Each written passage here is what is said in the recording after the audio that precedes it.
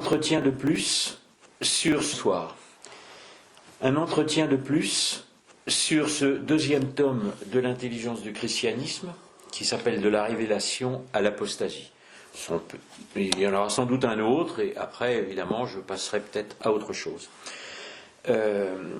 D'abord, je voudrais vous donner une ou deux... Je vais vous parler aujourd'hui de Saint Paul, de Saint Jean et la tradition avec un grand T, c'est la tradition chrétienne.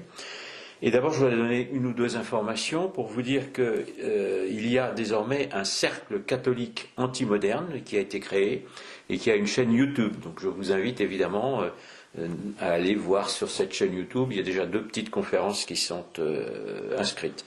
J'en profite au passage pour dire merci à Geoffroy qui enregistre toutes les conférences que vous écoutez sur ma chaîne. Et merci à Catherine qui enregistre maintenant les conférences pour le cercle catholique anti-moderne. Autre annonce, les Amis d'Alain Pascal, la 7e édition, aura lieu le 29 mars, c'est un samedi, dans le 17e arrondissement, 29 mars 2025, donc comme d'habitude, entrée gratuite, verre de l'amitié, un certain nombre d'auteurs, la liste sera publiée sur les médias. Enfin, un livre va sortir, un nouveau livre va sortir qui va s'appeler Pour une révision totale de l'histoire. Donc je le signerai évidemment quand il sera sorti et j'espère qu'il vous plaira. Voilà, aujourd'hui donc je vais vous parler de Saint Paul, de Saint Jean et de la tradition pour bien d'abord rappeler qu'il y a 2 piliers au catholicisme, c'est évidemment l'écriture, mais aussi la tradition. Il n'y a pas l'écriture seule, n'est-ce pas? C'est une des multiples erreurs de Luther. L'écriture, rappelez également qu'elle est authentique, c'est-à-dire elle est authentifiée, on a les textes, on sait qu'ils sont authentiques, j'en ai déjà parlé, mais il faut le répéter à chaque fois. Et la tradition, c'est pas non plus dans le vague, c'est historique. On connaît l'historique de la tradition. Alors, évidemment, tout est dans la parole du Christ, que ce soit pour l'écriture, les apôtres sont des témoins, et écrivent, dont Saint Jean, donc je vais vous parler de Saint Jean, il est directement, vous savez que c'est le disciple préféré du Christ, c'est aussi le plus jeune d'ailleurs, et il est donc témoin, il est dans l'Évangile, il est dans l'Église, voilà. Il n'y a pas, alors ça c'est un mensonge récurrent aussi, il n'y a pas une église de Saint-Pierre et une église de Saint-Jean. Il y a beaucoup de preuves quand, par exemple, à la résurrection, ils sont avertis que le Christ est ressuscité. Saint Jean est très jeune, Pierre est plus âgé, Saint Jean arrive le premier, il est là et il attend, il ne rentre pas tant que Saint Pierre n'est pas arrivé. Donc, autre épisode qui est important, j'ai peut-être déjà dit, mais il faut toujours répéter, quand ils vont prêcher en Samarie, ils rencontrent Simon le magicien, et évidemment ils récusent puisque la magie est incompatible avec le christianisme, etc. Et ils sont ensemble. Et ensuite, les textes de Saint Jean seront écrits dans le canon de l'Église. Donc il n'y a pas d'Église de Jean. C'est très important parce que, notamment les francs-maçons, ouvrent Saint Jean une certaine page et se prétendent des héritiers de Saint Jean. Non. Saint Jean, simplement, a un enseignement supérieur parce qu'il a un enseignement oral du Christ. Sur la vie de Saint Jean et de Saint Paul, dont je vais parler, j'en parle évidemment dans ce tome 2 de l'intelligence christianisme, mais j'en avais déjà évidemment parlé aussi dans la pré-Kabbale, c'est-à-dire qui concerne les premiers siècles, et je n'ai pas recopié dans ce livre-là ce que j'avais écrit dans la pré-Kabbale. Je conseille d'ailleurs de lire les chapitres consacrés à Saint Paul et Saint Jean avant de lire les commentaires que je peux faire dans ce livre-là. Donc il est dans le canon et il a évidemment, Saint Jean, le même enseignement que Saint Matthieu, Saint Marc et Saint Luc, les autres évangélistes. Simplement, il donne la clé. Il y a une clé supérieure des synoptiques parce qu'il a l'enseignement oral du Christ. Je rappelle aussi que c'est le Christ qui institue les sacrements. Il y en a 7, il n'y en a pas moins de 7, dont le sacrifice, le rappel du sacrifice qui mettait fin au sacrifice humain. Et ce sacrement, c'est, je ne dis pas le plus important, mais quand même, c'est l'Eucharistie, c'est-à-dire c'est le renouvellement du sacrifice du Fils de Dieu qui met fin au sacrifice humain. La tradition, c'est l'interprétation de l'Écriture et de la parole du Christ, d'après évidemment l'enseignement du Christ, mais il est fait par une autorité qui est une autorité légitime, c'est-à-dire c'est l'Église qui est fondée, les apôtres, Saint-Pierre, il y a la Pentecôte, il y a ensuite des conciles, et il n'y a jamais d'invention. Tout est dans la parole du Christ. Un exemple très simple pour dire qu'il n'y a pas d'invention, c'est toujours le même, mais c'est la Trinité, on le sait depuis le baptême, n'est-ce pas? Et puis évidemment, ça n'est pas Constantin qui a inventé le dogme de la Trinité, parce que Constantin n'était même pas baptisé, il ne connaissait rien, c'est saint Athanase, et qui était un oriental, donc c'est pas une invention occidentale non plus, et il y avait, vous savez, les hérétiques ariens qui étaient presque majoritaires, mais il a réussi à les convaincre. La consubstantialité, la Trinité. Après, les mots évoluent avec les conciles qui expliquent les concepts selon le langage de leur époque, mais c'est toujours le même enseignement. Donc l'écriture est authentique et la tradition, elle est élaborée en 2 siècles à peu près, sur les 2 premiers siècles, par les évangélistes, les épîtres. Alors les épîtres, ils sont des lettres, dont il n'y a pas que celle de saint Paul, il y a des lettres de saint Pierre, il y a aussi des lettres de saint Jacques, d'ailleurs, avis aussi aux protestants. Les apôtres, qui d'ailleurs ne sont pas des analphabètes, voilà encore un autre mensonge, n'oublions pas que saint Matthieu, par exemple, parle le grec, etc. Mais au milieu de ceux qui élaborent la tradition, la première génération, j'ai mis en avant dans mon livre deux apôtres, dont saint Paul et saint Jean. Saint Paul, parce que les deux ont une intelligence ou une connaissance supérieure. Saint Paul a une connaissance de la philosophie, par exemple, qui n'est pas nécessairement celle des apôtres, et Saint Jean, lui, parce qu'il sait du Christ, il a une connaissance spéciale de l'apocalyptique. Bon, alors je vais commencer par Saint Paul. Vous savez que Saint Paul, bon, il est d'une intelligence prodigieuse. C'est peut-être le plus facile à lire parce que son langage est presque déjà actuel. Je recommande de lire tout Saint Paul, les Actes des Apôtres évidemment, mais aussi les lettres et les épîtres de Saint Paul. Et encore une fois, pas avec les œillères de Luther, hein, excusez-moi d'insister, mais par exemple l'épître aux Romains, on pourra lire dans le texte que saint Paul dit que nous sommes sanctifiés par la foi, mais il n'a pas écrit par la foi seule. Hein. Seule, c'est une falsification de l'écriture. Donc l'écriture seule, c'est une falsification de l'enseignement du Christ, et la foi seule, c'est une falsification de l'écriture. On ne peut pas avoir, par exemple, on ne voit pas pourquoi il y aura une statue à Rome, par exemple, représentant Luther. Ce serait absolument scandaleux, puisque c'est un hérétique. Saint Paul, d'abord Saint Paul, c'est Saoul. C'est Saoul. Saoul est un pharisien. Alors je raconte aussi évidemment sa vie, hein, c'est dans l'après-Kabbale. C'est un helléniste juif. Il a une grande connaissance de l'hellénisme. Il étudie avec un grand helléniste qui est Gamaliel. Il a aussi une connaissance de l'ésotérisme juif. Et c'est un persécuteur. Bon, il est présent. Il ne participe pas, mais il est présent au martyre de Saint-Étienne. Saint-Étienne est le premier martyrisé et lapidé, c'est Saint-Étienne qui est un helléniste. Donc il n'y a pas non plus que des analphabètes, évidemment, parmi les premiers chrétiens. J'insiste, mais ce sont des mensonges qui ont toujours cours. C'est d'ailleurs de lui qu'on tient le mot chrétien, n'est-ce pas ? C'est lui le mot chrétien qui est en grec. Saint Paul, donc, est illuminé par le Christ, n'est-ce pas ? Il voit le Christ ressuscité, il est sur la route de Damas, hein, l'épisode est connu, où il va persécuter les chrétiens.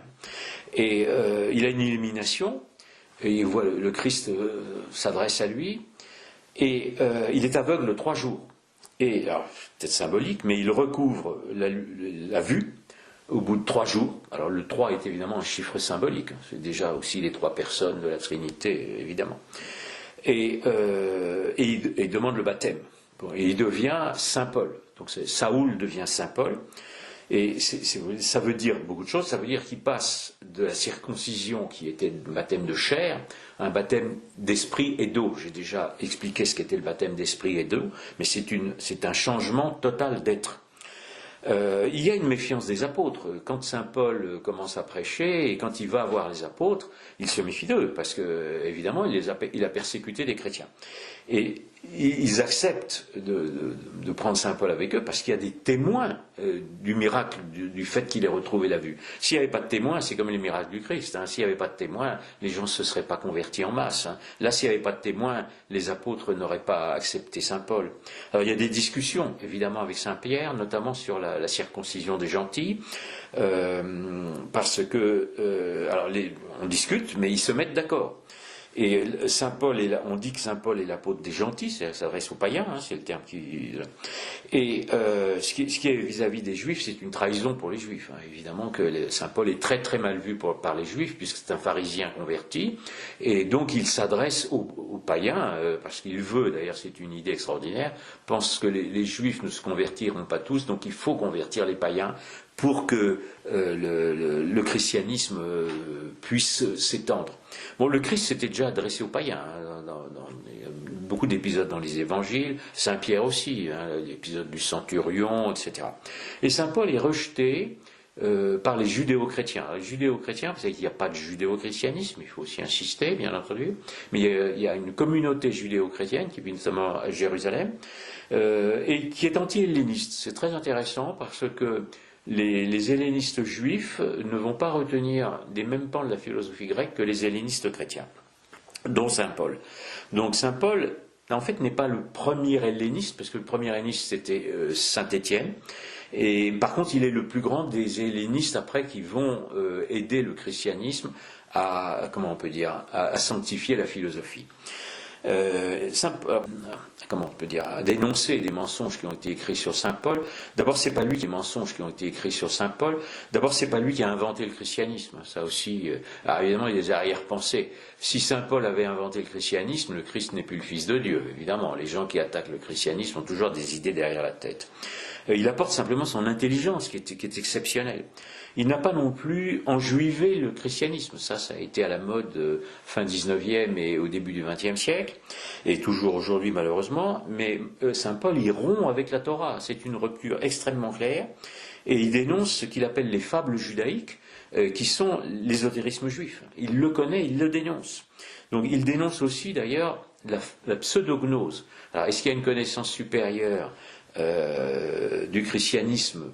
On emploie le mot gnose. Alors, vous savez que là, j'ai aussi, alors là, débattu de cela, je ne veux pas revenir là-dessus, sur le fait qu'on ne peut pas parler d'une gnose chrétienne, même si dans les 2 premiers siècles on en parle, parce que la fausse gnose, ce que saint Paul appelle la pseudognose, va devenir la vraie. Je suis désolé, c'est compliqué, mais c'est comme ça. Il y a eu une sorte de connaissance, qui est notamment une connaissance de l'apocalyptique, qui a dévié en gnose. Je renvoie évidemment aux explications. Sur saint Paul, donc il dénonce la pseudognose. Il dénonce un gnostique, il dit, je ne sais plus où, mais il dit, c'est dans les Actes des Apôtres, il dit un tel, il fait du christianisme une gnose, donc soyons très nets là-dessus. Il ne crée pas l'Église non plus, elle existe avant lui. Donc c'est très important vis-à-vis de la tradition, parce qu'il ne crée pas la tradition. Il y participe, il apporte son intelligence à la tradition, mais il n'y est pour rien, elle est avant lui.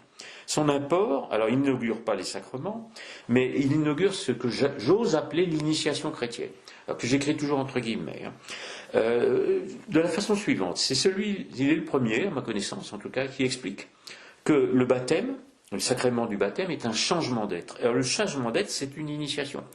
Et ça va permettre d'essayer de sanctifier les traditions anciennes. Alors, son but, c'est de convaincre les initiés des traditions anciennes, et puis que les masses suivront. Et il explique donc ce qu'est le baptême. Le baptême est un changement d'être, donc c'est une forme d'initiation, mais évidemment, elle n'est pas ésotérique. L'initiation, ce qu'on peut appeler l'initiation chrétienne, elle est sacramentelle. Elle ne demande pas une connaissance cachée, comme l'ésotérisme, mais elle est un changement d'être, donc elle est une forme d'initiation. On devrait avoir le droit d'employer les mots, même s'ils ont été divulgués. Ils ont été, comment on peut dire, détournés. Autre chose sur le baptême, le premier baptême, on l'appelle illumination. C'est une illumination. Mais il va donc y avoir une vraie et une fausse illumination, comme le reste. Et le fameux Simon le magicien dont j'ai parlé va créer une secte des illuminés, qui sont des faux illuminés, mais qui vont devenir des illuminés de la Révolution. Désolé pour ça. Autre correction de langage nécessaire, c'est que, comme il reçoit un baptême d'esprit, Saint Paul emploie l'expression, après pour les baptisés, pour les chrétiens, nous sommes des hommes spirituels, nous sommes des hommes baptisés par l'Esprit, donc nous sommes des hommes spirituels. Il va aussi parler d'hommes intérieurs. Nous avons une vie spirituelle intérieure. Ça va ouvrir la porte à beaucoup de littérature qui vont souvent s'éloigner de Saint Paul. Donc il faut se méfier du détournement du vocabulaire. Il y aura par exemple des moines qui vont, notamment les franciscains, qui se diront spirituels, mais qui seront spiritualistes, c'est-à-dire qu'ils croiront dans un esprit cosmique et non pas dans l'esprit divin. Voilà, je suis désolé de dire tout ça. Il y a aussi dans Saint Paul quelque chose d'extraordinaire, de prémonitoire, c'est qu'il prévient contre la philosophie. Alors, je vais me permettre de lire juste un petit passage. Voilà, Saint Paul écrit: prenez garde que personne ne fasse de vous sa proie par la philosophie et par une vaine tromperie selon la tradition des hommes, selon les principes élémentaires du monde et non selon Christ dans les Colossiens. Alors cette philosophie selon la tradition des hommes, c'est le futur humanisme, est déjà véhiculée par la gnose. Et il n'est pas le seul à prévenir. Par exemple, Saint Pierre dit aussi, lui, il y a parmi vous de faux docteurs qui introduisent des hérésies de perdition, beaucoup les suivront dans leur dérèglement, et à cause d'eux, la voie de la vérité sera calomniée. Et Saint Paul écrit encore, lui, par exemple, à Timothée: un temps viendra où les hommes ne supporteront plus la saine doctrine, au gré de leurs désirs, l'oreille les démangeant, on se croirait aujourd'hui. Ils s'entoureront d'une foule de maîtres, on se croirait aujourd'hui, et ils détourneront leurs oreilles de la vérité pour se retourner vers les fables, Et ils dénoncent les fables du paganisme, mais aussi du judaïsme ésotérique, bien entendu, pas du vrai judaïsme, du second judaïsme. Donc voilà ce qu'il y a dans Saint Paul. Saint Paul est un anti-moderne, et peut-être le premier des anti-modernes. Donc c'est vraiment extraordinaire. Il explique aussi d'autres choses. Il explique ce qu'on appelle le mystère d'iniquité.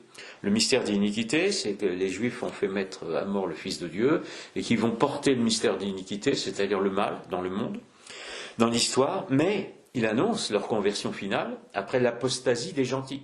L'apostasie des gentils, c'est nous, c'est aujourd'hui, nous y sommes presque, c'est d'actualité. Et son plus grand apport aussi, c'est d'ouvrir ce que j'appelle les deux voies de la tradition chrétienne. Donc il se calque sur les traditions anciennes, une voie de la raison qui va être la théologie et une voie du cœur qui va être la mystique. Et dans cette voie du cœur, il va donner comme perfection la charité. Ça c'est très important parce qu'un mystique n'est pas quelqu'un de passif, n'est-ce pas? Un mystique il doit agir. Donc toujours pas la foi seule, évidemment. Nous sommes rien, la foi n'est rien sans la charité. Saint Paul l'écrit, il le dit lui-même.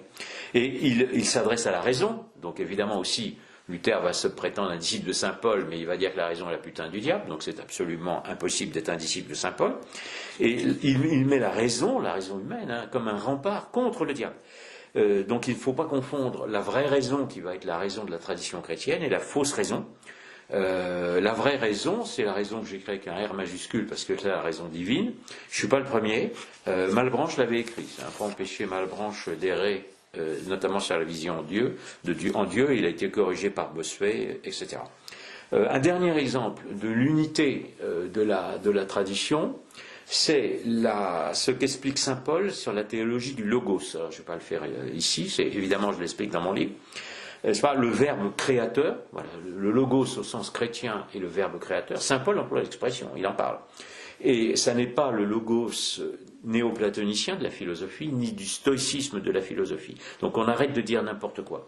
Dans le deuxième tome, dans ce tome-là, j'ai tout un passage sur ce que j'appelle le conflit entre les deux logos. Vous avez un logos de la théologie chrétienne, donc le verbe, Dieu est le verbe incarné, et le logos philosophique. C'est le même mot, ils n'ont pas le même sens. Ça fait 20 siècles que les ennemis du christianisme rendent les choses confuses, évidemment. C'est toujours d'actualité. Chose qui va concerner Saint Jean, c'est que celui qui dit que le Verbe, que Jésus, le Christ est le Verbe incarné, c'est Saint Jean. Ça, c'est dans l'évangile de Saint Jean. Et il a exactement la même théologie du logos que Saint Paul. Donc il n'y a pas d'opposition entre Saint Jean et Saint Paul. N'oublions pas, Saint Jean est témoin, puisqu'il va écrire aussi son évangile, qu'il connaît l'enseignement oral, donc l'apocalyptique, n'est-ce pas, qui va annoncer la parousie, et il va dire la même chose que Saint Paul, c'est-à-dire sur ce que sera la seconde venue du Christ. Il n'y a pas de... Or, Saint Jean Donc vous savez qu'il y a les 3 évangiles synoptiques. Saint Paul écrit en partie avec Saint Luc, hein, les actes des apôtres qui sont écrits en grec, etc. C'est avec Saint Luc. Et Saint Jean, il écrit après. Il écrit après Saint Paul et les autres. Et Saint Jean, il ne contredit pas ni les autres évangélistes, ni Saint Paul. S'il avait trouvé à redire dans les autres, il l'aurait dit. Non, il donne des informations supplémentaires. Donc c'est toujours pareil, hein, la tradition est une, j'insiste énormément, et Saint Jean est dans le canon, hein, dans le canon de l'Église. Alors, pourquoi écrit-il la tradition qui aurait dû rester orale? Alors j'ai émis une hypothèse, parce que ce n'est pas une certitude, mais probablement parce qu'il y a déjà la gnose.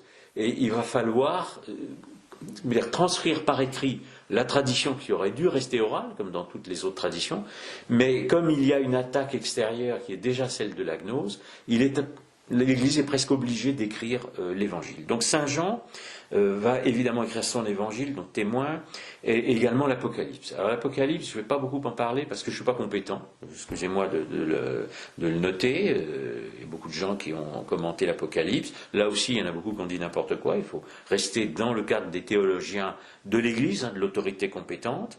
J'ai simplement relevé une numérologie. Saint Jean connaît l'ésotérisme, hein. Il y a une numérologie ésotérique, hein, qui était dans la Kabbale, mais il y a des chiffres, hein. Le chiffre 3, on trouve, c'est la Trinité, évidemment, les 3 jours aussi avant la résurrection, tout ça, ça a un sens, évidemment. Il n'est pas caché, mais il y a un sens. Le chiffre 7, hein, qui est le chiffre de la perfection. Le 12, alors le 12 qu'on trouve aussi dans l'Apocalypse, mais ça c'est parce que Saint Jean continue de s'adresser aux Juifs, donc il y a les 12 tribus, et il connaît évidemment l'apocalyptique juive, et il connaît évidemment l'ésotérisme. Alors Saint Jean, je précise aussi bien, il y a aussi beaucoup de littérateurs qui ont brodé là-dessus, il n'est pas essénien. Bon, les Esséniens, c'est une des sectes qui est à l'origine de la gnose, notamment avec les Ébionites. Les Esséniens, ils attendent un royaume terrestre, hein. Pas Saint Jean, il ne vous dit pas ça du tout. Lui, il dit le royaume des cieux, hein, il rapporte la parole du Christ, bon, il ne fait pas le royaume terrestre. Bon, et c'est pareil, les Esséniens, le salut est réservé aux Juifs. Dans le christianisme, non. Le salut est offert à toute l'humanité, c'est un salut universel, l'universalisme chrétien, à condition, bien sûr, hein, salut universel à condition de recevoir le baptême, hein, pas un salut universel qui s'adressera à n'importe qui, bon, sans baptême. Et Saint Jean n'est pas non plus un gnostique, contrairement à ce que l'on dit. Alors, il les connaît, bien entendu, notamment quand il vit en Orient, il connaît les milieux esséniens, il connaît les milieux gnostiques, voilà. C'est très important parce que ça veut dire qu'il n'y a pas de millénarisme chrétien. Le royaume de Dieu n'est pas de ce monde, c'est très clair, le Christ l'a dit et Saint Jean le rapporte. Il y a eu un millénarisme chrétien, au départ, il y a une croyance millénariste. Ça aussi c'est d'actualité, parce que dans le New Age, il y a une sorte de millénarisme qui n'est pas chrétien, mais il y a un millénarisme. Un millénarisme chrétien qui naît après la chute de Jérusalem, parce que dans ces fameux milieux judéo-chrétiens, là où vont naître les hérésies d'ailleurs, ils sont déçus à la chute de Jérusalem, ils attendaient ça. C'est codifié, si on peut dire, c'est exprimé au IIe siècle par Papias, voilà. Et même des grands chrétiens vont y croire, hein, comme saint Irénée va croire à un millénarisme.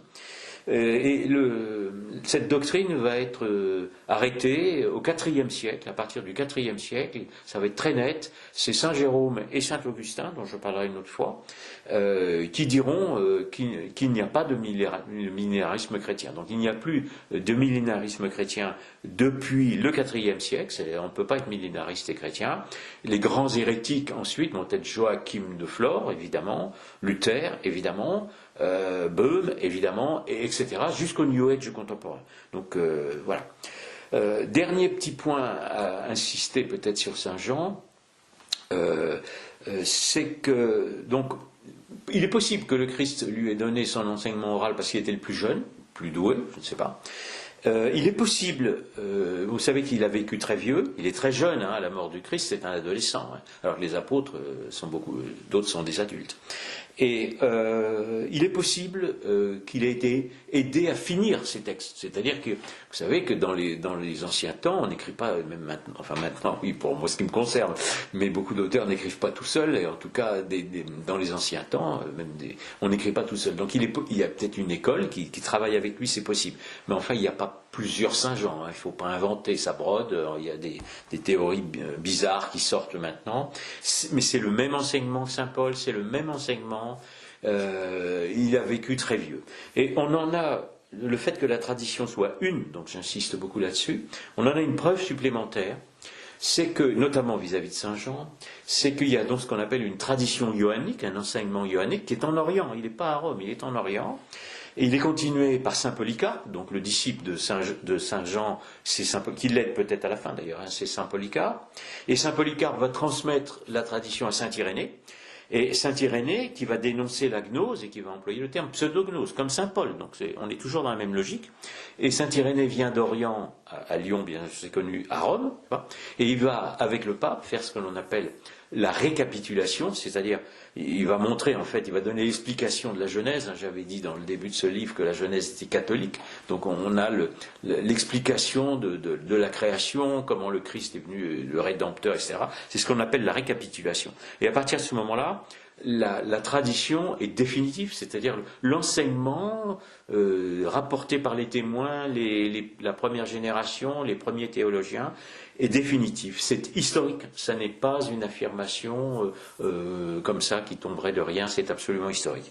Et ça va permettre, notamment sur le plan philosophique, la voie de la raison, notamment inaugurée par saint Paul, va permettre d'élaborer ce que va être une philosophie chrétienne, c'est la scolastique, dont je vous parlerai dans un prochain entretien.